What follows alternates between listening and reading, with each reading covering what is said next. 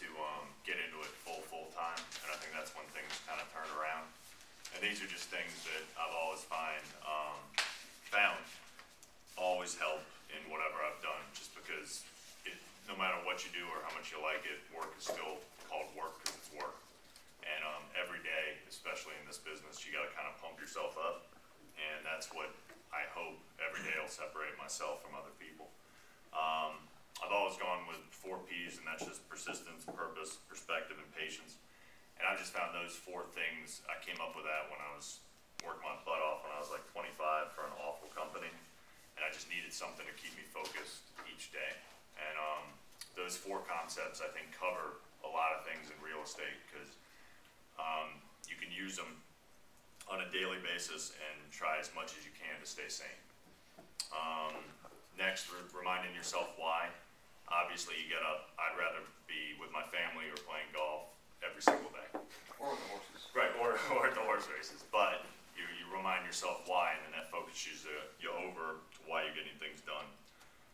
What I found with real estate specifically is the idea of you signed up for it. I'm a little different than some other agents where I am just available 24/7.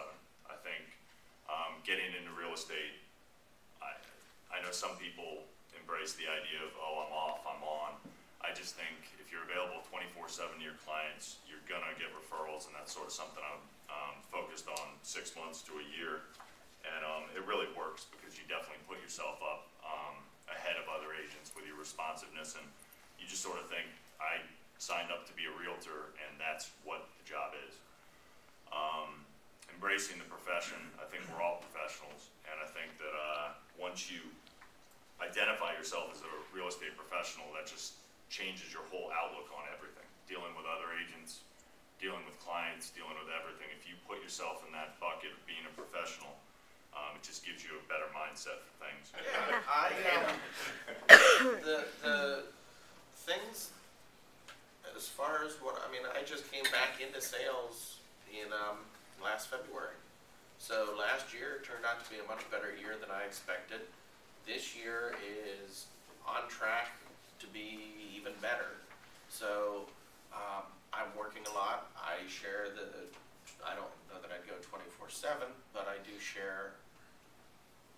I don't really have a day off per se. I have blocks of time off, I would say. But one of the things anybody that knows me knows that I do spend a lot of money on marketing. I think you need to couple everything that was just said with lead generation, because lead generation will solve a lot of problems, so to speak, and I think that's where a lot of realtors are lacking.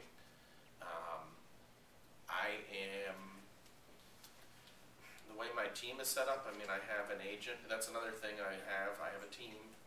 That's really one of the, I've had a team in the past, but I wouldn't really call it a team. And as I'm developing, I'm managing it more and more like a business and a team.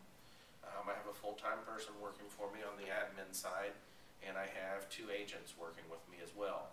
And I focus predominantly on generating leads and dealing with listings, and the other agents are focused primarily on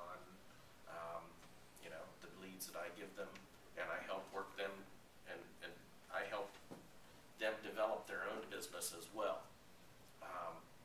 So it's leads and it's systems. I just invested in something I saw at the RE/MAX convention. I didn't really want to do it because it's a chunk of money, and I just spent a chunk of money last year on the same thing. This is 1,000 times better, and it's actually accomplishing what I wanted to do.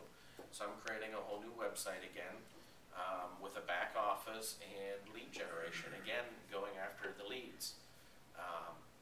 And I'm very pleased with it because it will be able to just plop stuff in, and the assistant will know what to do when. Everybody will have shared calendars and everything, and know what's going on. That's Real Pro Systems, I think it's called. I have a different approach. Everything I do myself. I don't have an assistant. I don't have anything else. Part of my success is I think I don't really say no. I have my own limits of what I'm willing to do, but I take out. I work a lot. I do the same thing where I don't schedule days off. I have time off to schedule things I want to do, but I'm still returning calls, I'm still returning text messages, I'm still returning emails, because that's what clients want now. And that's what I found has been, you know, the big differentiating factor from what the public is, you know, what people perceive. But for my business, I don't do any, I work strictly by referral. I don't, you know, in real estate, I think I broke it down that there's 3 ways to really be successful. You can spend money, which is, you know, doing marketing. You can reduce what you're getting yourself by saying, hey, I'll give you money back, or I'll give you money if you choose to work with me. Where I've been working strictly by referral, I just have my strong client base, my BNI group, and my clients that generate business for me, and it's, you know, it's been great. I've been here at Gateway now for 4.5 years. This business is by far my best year ever, and I haven't been lead generating as much as I should have. My business is going through the roof because I have so many referrals coming in.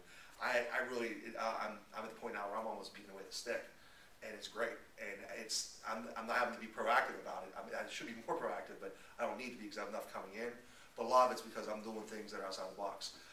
This year, for the last 3 years, including this year, I have earned every dollar that I've made on selling or buying a house. I put that money in my pocket because I pay for all my RE/MAX expenses, all my business expenses, through rental listings, representing tenants, and doing BPOs for banks. So far this year, I haven't touched any of my commissions. That money's all been profit in my pocket. All my expenses have been covered by BPOs. I do, and BPOs are tough. You know, I get text messages from banks. I go out there, but on average, I'm earning like close to $2,000 a month off doing BPOs. And you know, they're paying. You get 24 hours to get them done. You have to go inside someone's house, but in the end, those small things are starting to build up and really cascade into something bigger. And also, it's helping keep my skill set sharp with evaluations because I'm doing so many that when I walk into neighborhoods now, I have a much more. We all have to look at houses to keep abreast of the market no matter what. And this way, I'm getting paid to do it.